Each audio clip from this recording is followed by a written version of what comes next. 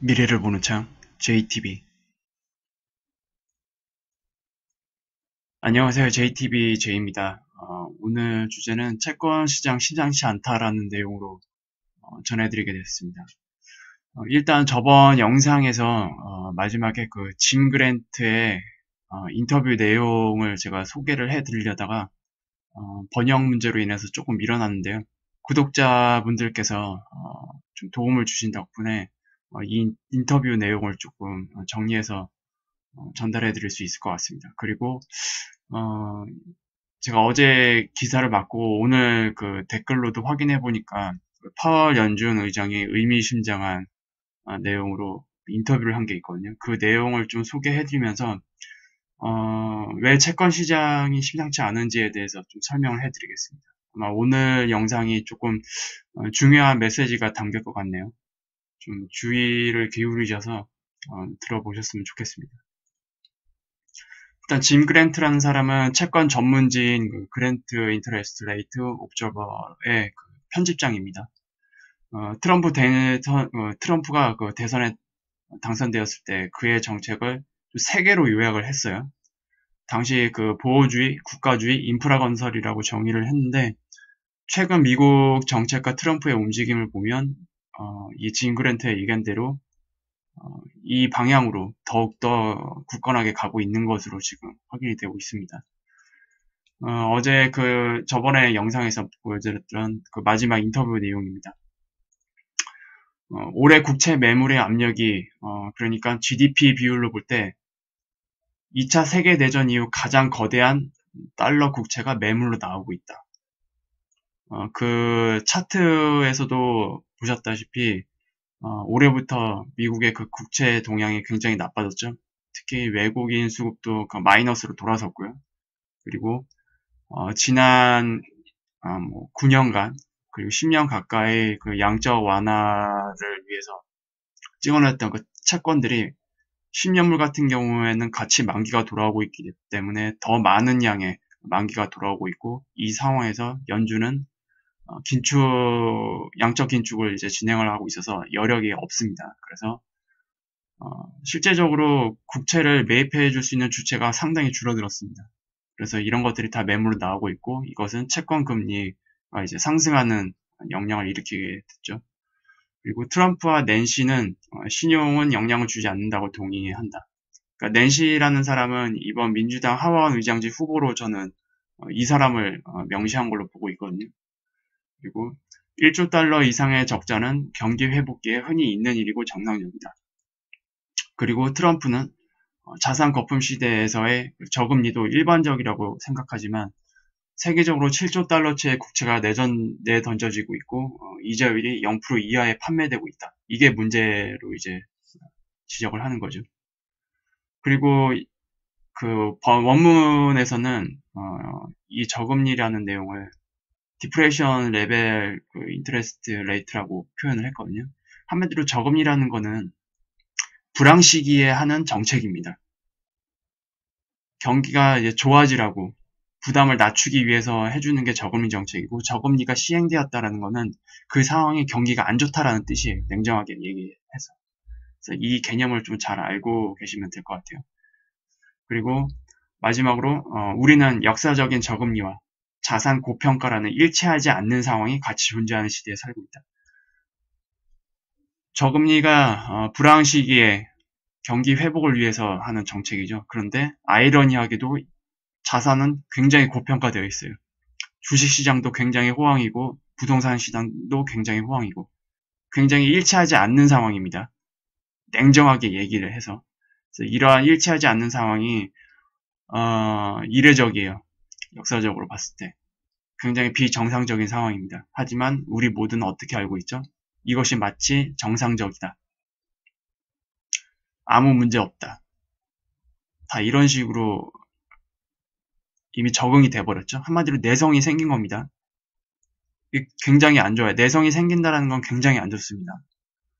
그래서 여러분들이 이 상황에 대해서 객관적으로 다시 한번 생각해 볼 수 있는 기회를 가져주셨으면 좋겠고, 이제 중요한 금리 얘기입니다. 제가 그 33번 영상에서 9월 FOMC가 진행이 된 이후에 방송을 했었는데요. 그 당시 9월 FOMC에서 삭제된 문구가 있었죠.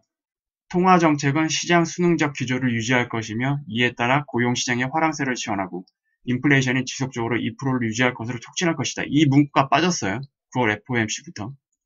그래서 이 문구 당시 제가 방송을 해드리면서 이 문구가 삭제되었다는 의미가 무엇인지 제가 설명을 해드렸습니다. 시장 환경에 따라서 원래 이 내용은 시장 환경에 따라서 금리 인상을 늦출 수도 있고 시장에 최대한 충격받지 않는 범위에서 금리 인상을 진행하겠다는 내용이었습니다. 근데 이 문구가 삭제가 됐죠. 그렇다는 뜻은 연준은 지금의 시장 환경이 유지될 경우 기존 방침대로 올해 4회 그리고 2019년에 3회 금리 인상을 목표로 금리를 올릴 것이지만 이건 1차적인 겁니다. 전제 조건은 시장 환경이 유지될 경우에요. 그런데 시장 환경이 예상과 다르게 변할 경우 금리 인상을 가속화하거나 예정되어 있지 않는 금리를 올릴 수도 있다. 또는 이런 환경이 조성되면 시장 상황이 악화되더라도 금리는 계속 올리겠다라는 의미를 가지고 있다고 제가 분명히 말씀을 드렸습니다. 그리고 이 문구를 삭제했다라는 것 자체는 이미 연준은 내년부터 그러니까 2019년부터 미국 내 인플레이션 압박을 받을 것으로 예상하는 것 같은 뉘앙스를 이미 예상을 했다라는 거죠. 그리고 그거는 바로 인플레이션은 이제 주로 장기 채권 금리에 반영이 됩니다. 그리고 10월 달부터 이 FOMC가 끝나고 나서 10월 달부터 미국의 그 장기 채권물이죠. 10년물과 30년물의 금리가 갑자기 가파르게 오르기 시작했어요. 그리고 2008년 10월 달부터 시작된 양적 완화를 위해서 채권을 이제 많이 발행을 했는데 10년 만기가 올해 10월부터 돌아오기 시작했습니다. 이제 매달 돌아올 겁니다. 그때부터 찍어냈던 양적 완화 때 찍어냈던 10년물 채권이 매달 돌아올 거예요. 10월부터. 그리고 이런 환경이 결국 장기 채권에 적용이 되고 있다. 그리고 어제 마침 이 기사가 올라왔어요. 파월 연준 의장 내년부터 모든 FOMC에서 금리 인상을 할 수도 있다라는 얘기를 언급을 했습니다. 자세한 기사 내용을 볼게요.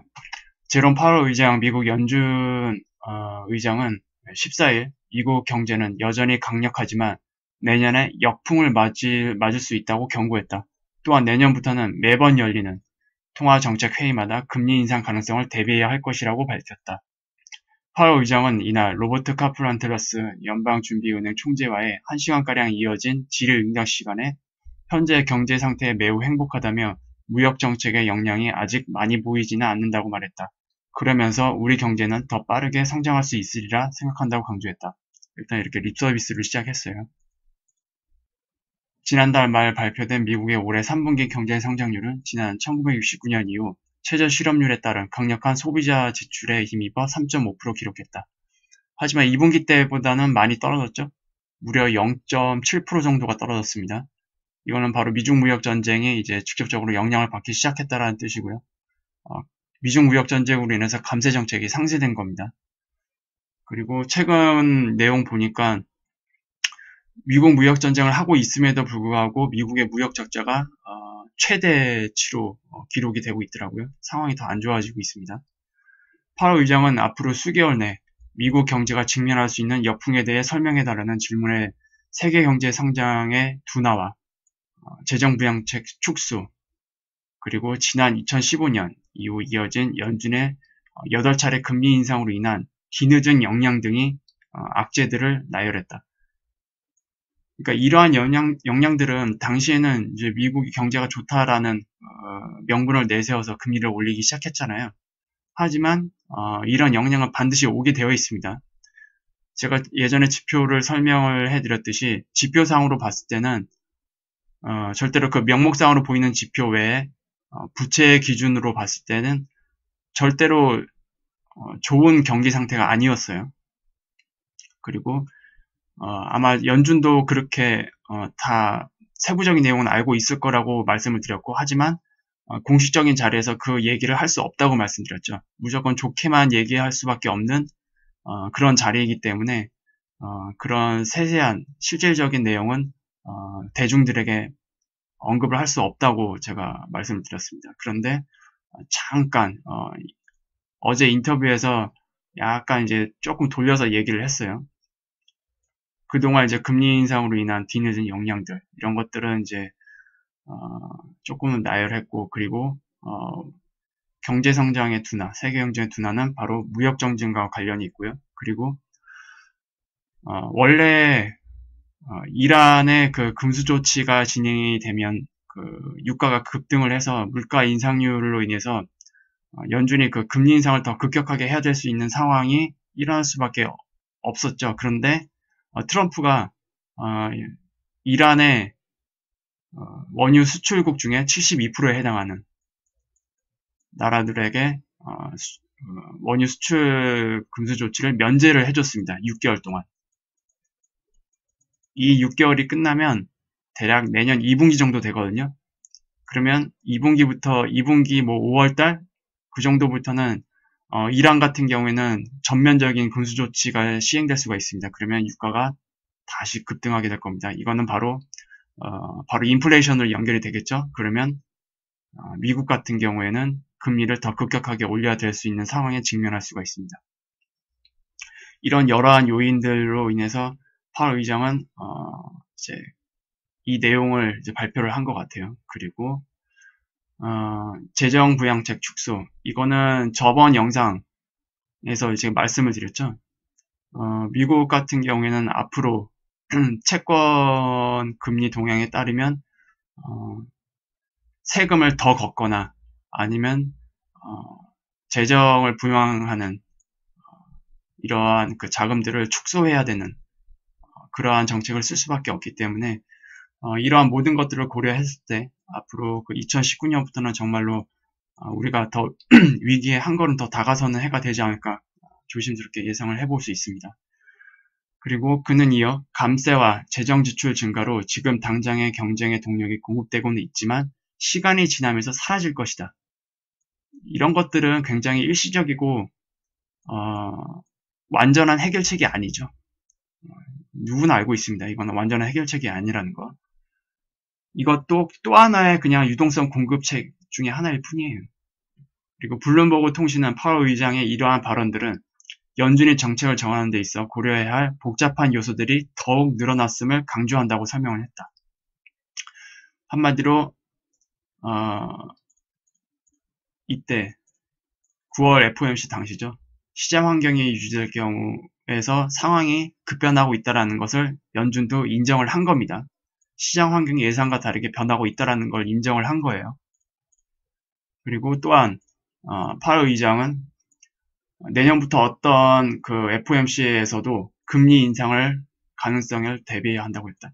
그러니까 총 내년에 8차례 그 FOMC가 있잖아요. 원래 기존에는 3, 6, 9, 12에 금리 인상이 논의가 됩니다. 하지만 내년부터는 매번 FOMC가 열 때마다 간 떨리게 봐야 될 거예요. 아마 여러분들은. 특히 부동산 때문에 부채가 많은 분들은 FOMC 사실상 12개월 중에 8회잖아요.